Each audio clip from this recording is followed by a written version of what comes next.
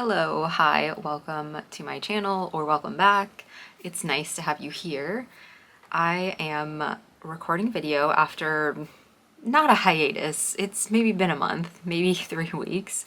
I was trying to be kind of consistent and that fell by the wayside. As I'm recording this, I'm watching a wood chipping truck drive into my neighbor's driveway, and I'm hoping that doesn't affect this video. We shall see.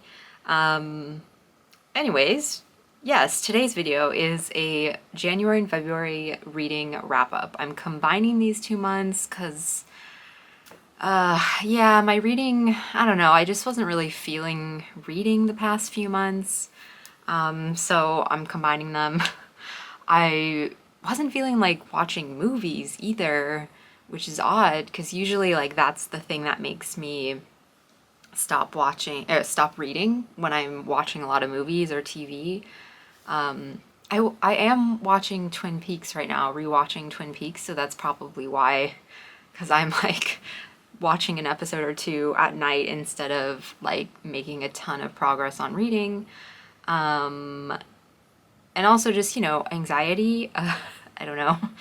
Also, I'm kind of bored with the way that I sit in this chair and talk, and maybe this is the first video you've seen of mine, so you're like, what are you talking about? But yeah, I'm just a little bored with this setup. I'm trying to, I don't know, think about should I change where I film videos? Should I do more vlogging? I'm not gonna vlog my life because I can't do that, but I don't know, reading vlogs, writing vlogs might also help me motivate myself to write more.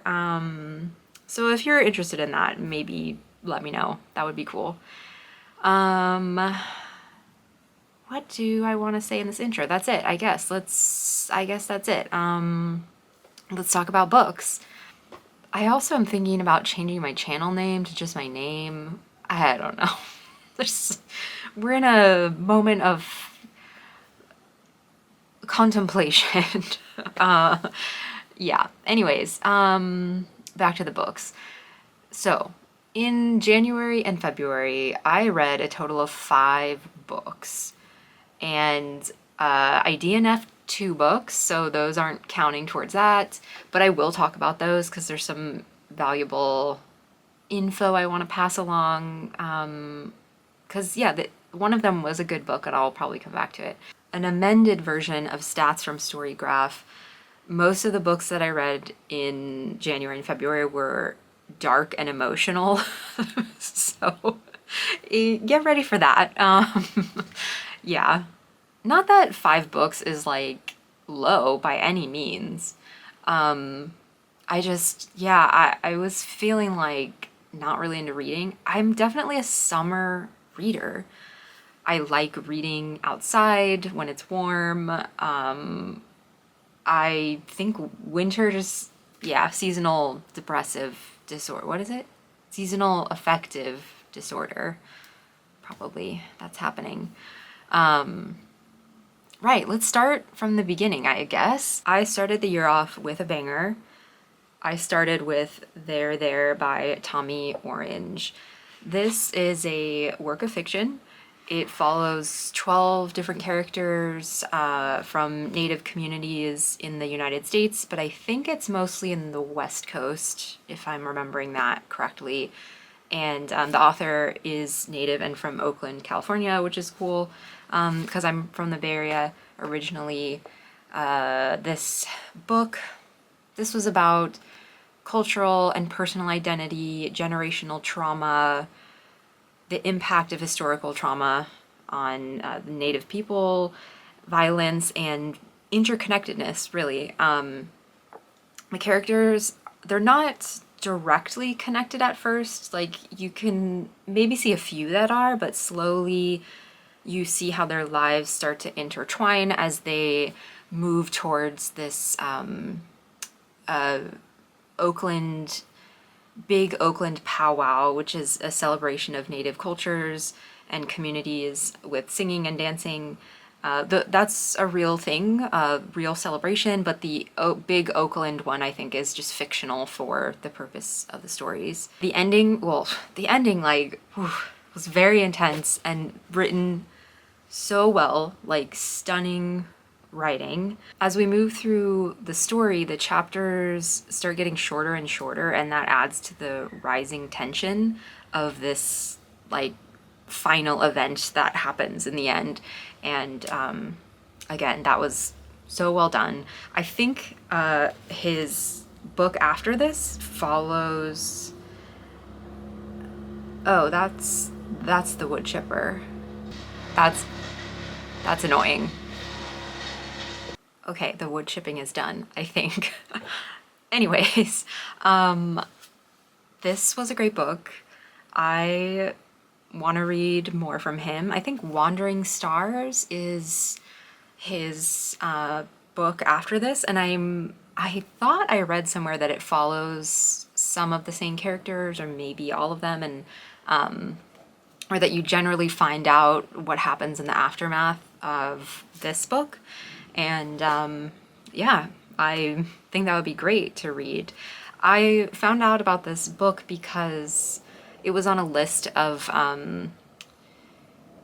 books and authors recommended by Marie-Helene Bertino, who the author of Beautyland and Parakeets. I'm a huge fan of hers, and so I was reading about her and I was like, well, if she is interested in these authors, maybe I should read them too, because, you know, just like trying to expand my little literary circle of authors that I enjoy.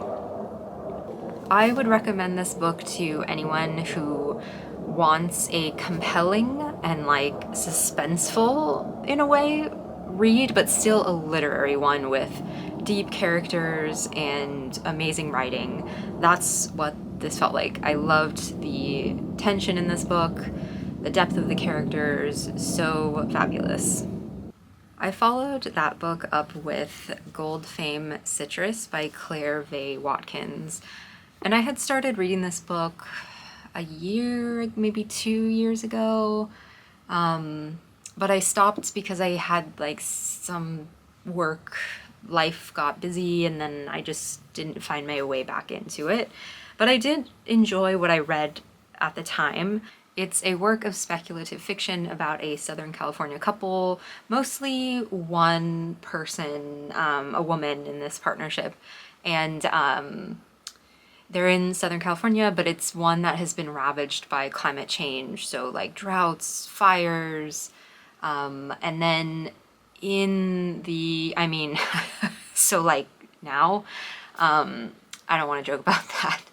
It's just scary. Anyways, and then also in this world, the Mojave Desert, which is in Southern California, is like expanding and moving and shifting and taking over much of the southern southwest United States. So California, I think I want to say like all the way to Texas. Like it's just like crazy. It got out of hand. Something causes them to flee where they were living, and then they move toward the desert in search of like kind of a mythical figure that they hope will help save them. I enjoyed it. I felt like, first of all, I started reading this like right around when the fires in the Palisades and Altadena happened, which was wild, and I had to put the book down because it was like very intense for me. But I did enjoy it. They don't really talk about a lot of fires in here, but that is kind of the vibe, because they do talk about Los Angeles being like kind of a wasteland, if you want to describe it at that. What do I want to say about this book? Yeah, my only like nitpick with this book was that I wanted the main character, Luz, to be more of a badass. which, like, I don't know, maybe I'm just projecting my own feelings of like, holy shit, if I was in that situation, I would be like, bye, and just like hide in a cave. No, so I think I love reading post-apocalyptic speculative fiction stories about women, and so I think I was like extra harsh in my judgment of her. I guess she was maybe written to be weak, and then you understand, and then like what happens at the end, which I didn't love, by the way. That maybe that's also why I'm like sharing a negative thought about this book. I love the writing was great. I think the author is great, and this was a fun story, I'll say. So I'm not saying don't read it. I mean, I think I would give this book like a 4, I guess a 3.5. I don't know, 4 maybe. It was good. So if you're interested at all in that, what I did like about this book, other than the setting and like that kind of speculative fiction bit, there was like a poetic way of explaining what happened. You know, what like this like event and like how this came to be and everything. And it doesn't happen in the beginning of the book. It happens like kind of in the middle, I think. And I felt like that was really well done, and it breaks up the book. I enjoyed it. I mean, this book has this book has everything: desert cults, nuclear monuments, and a Walgreens near where I used to live. So there's just a lot of like things that I enjoyed in this book. The second half, I think, was better than the first half. I have a problem saying anything negative about a book. Like, I'm just saying my opinion. No, it was good. You'll like it if you are interested in climate fiction, speculative fiction, kind of magical realism, I'll say. Cults, desert, anything like that. I think you'll enjoy it. I recommended this book to a friend, and I'm curious to see what she thinks about it. Let me know if you read this book, or if you read it, what you thought about it. Next book that I read, it's The Terror by Dan Simmons. I think in maybe the last video, one of the last videos I made, I talked about how I didn't own this book, and and then like the next day my husband was like, oh, I'm listening to that on you know, an audiobook, and I got really like envious of that, and so I found a copy and we started reading it kind of together so we could share in that. What is this book about? It's a fictional retelling of the Franklin expedition in the 1840s. That was a Royal Navy England expedition to the Arctic region, trying to find the Northwest Passage. So basically like an open sea route from, you know, across, you know, up into the Arctic Circle, and then basically like all the way through all of the like Arctic Canada kind of islands to Russia, basically. And so that they could go that way instead of all the way down the Cape, or, you know, however else across land. Anyways, and there is a TV show about this book called The Terror, season 1. And it was an AMC show, and I love that show. It's probably my favorite TV show ever. It's very dark. It stars Jared Harris, and Kieran Hines. Am I saying that right? I hope. Great cast. Everybody's great in it. This book is long. Let's just talk about how long this is. It is a fictional retelling. It's also a horror story. So go into it with that. Not only is just the situation like bleak as anything. But there's some things that happen that are a little horrific, let's just say. I think it's about man's, or, humanity's desire to control nature, and how perhaps living out of balance with that creates problems. Let's just say the expedition does not go well. It did not go well in real life. They don't really know what happened to them. They found the ships, but like evidence that they had left the ships and were out there surviving in the very cold Arctic region. So I had a very personal connection to this book because I love the TV show so much. I was mentioning this book is long, right?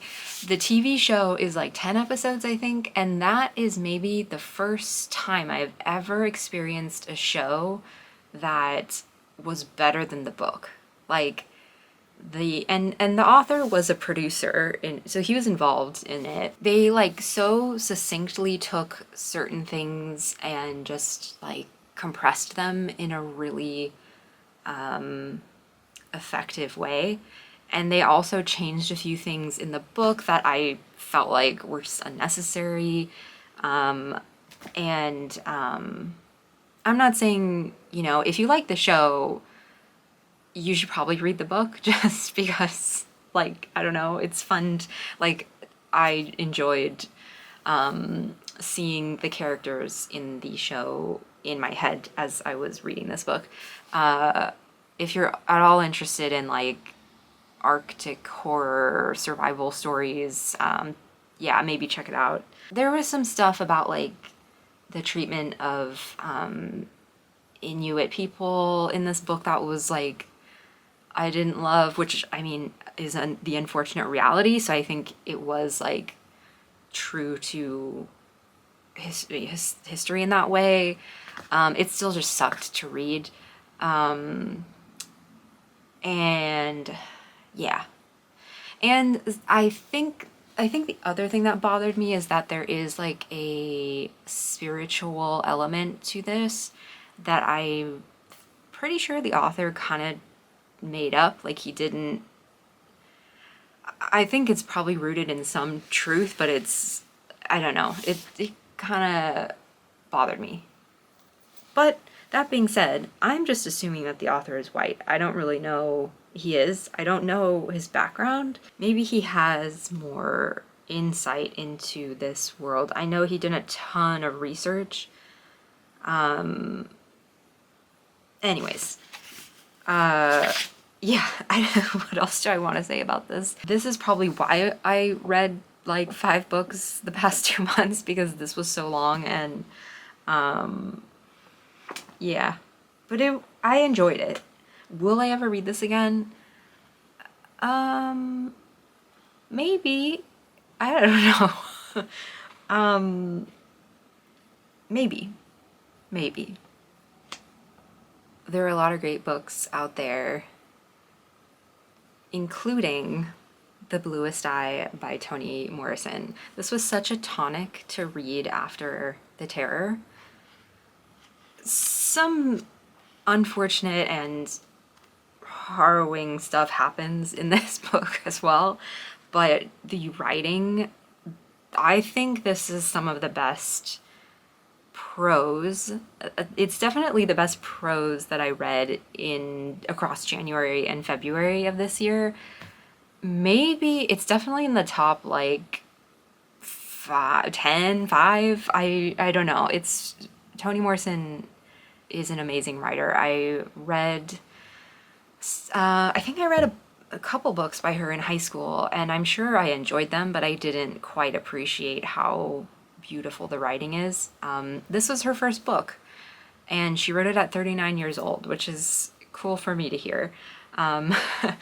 She was working in publishing. I think she was an editor, which makes sense that she, was in that world and just had, I'm sure she has been writing for a long time. But yeah, this was wonderful. This is a coming of age story focusing on young Black girls, specifically one and named Pecola and her family. Really, it talks about beauty standards. I think that's kind of like at the heart of this novel, is how external beauty standards affect the lives of women, and most especially Black women in this story. It's about race, class, innocence, internalized racism, memory, trauma.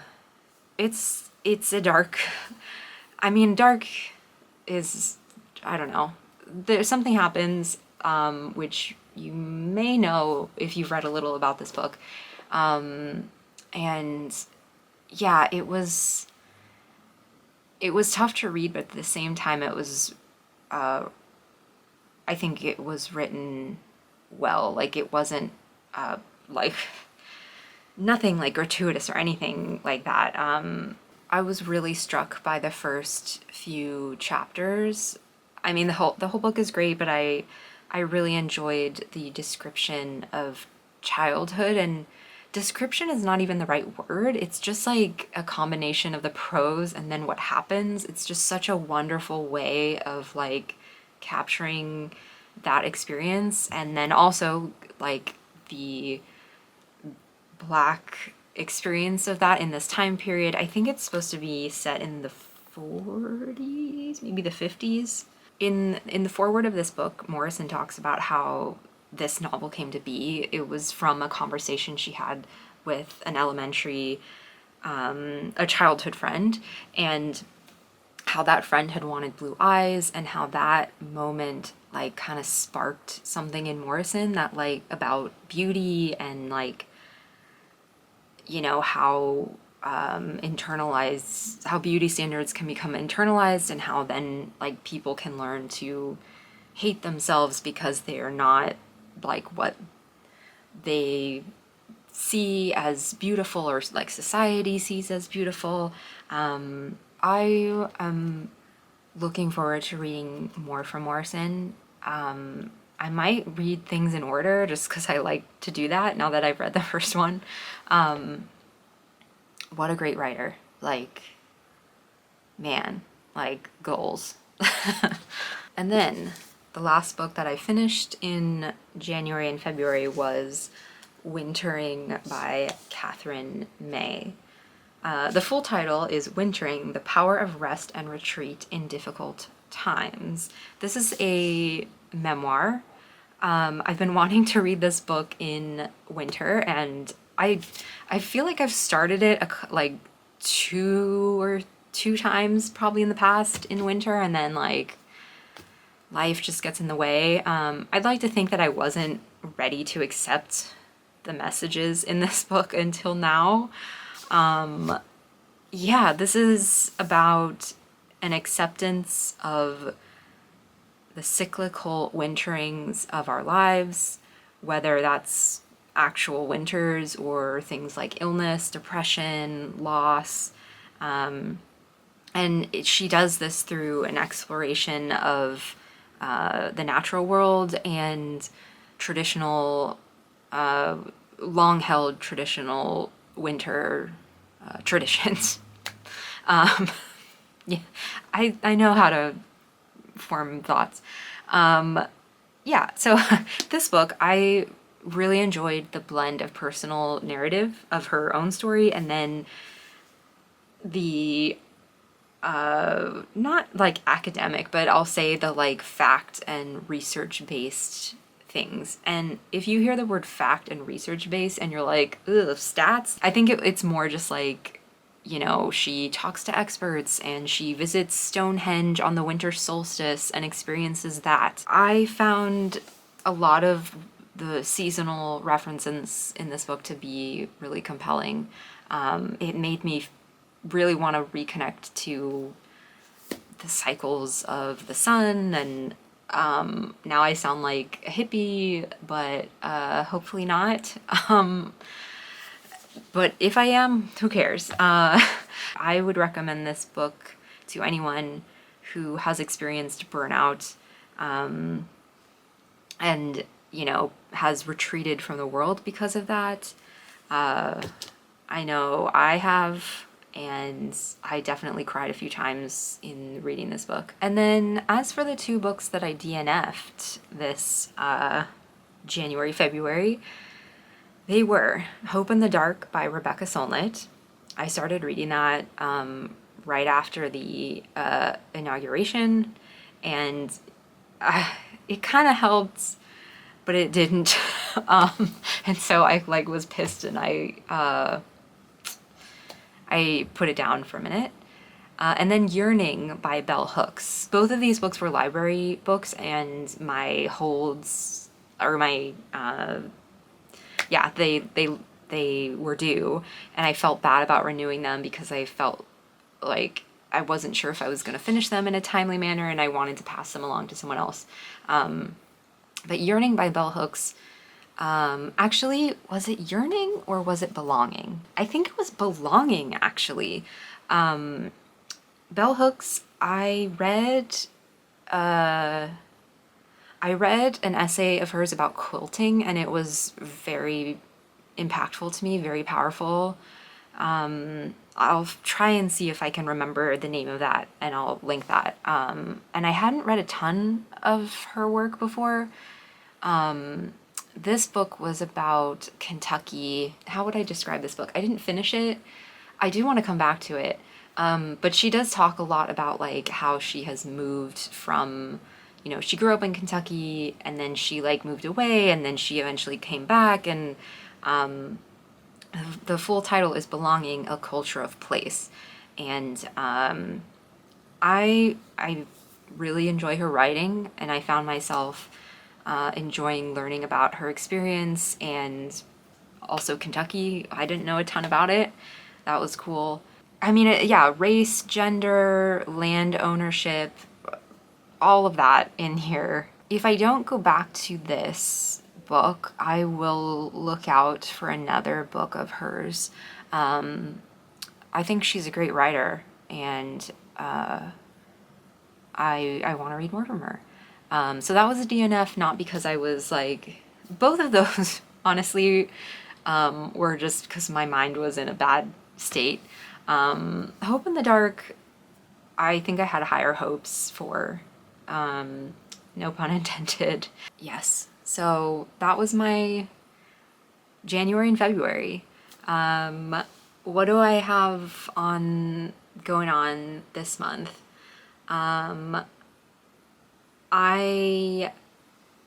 I might go to another book that was on my, I'll get around to it later, Matrix by Lauren Groff.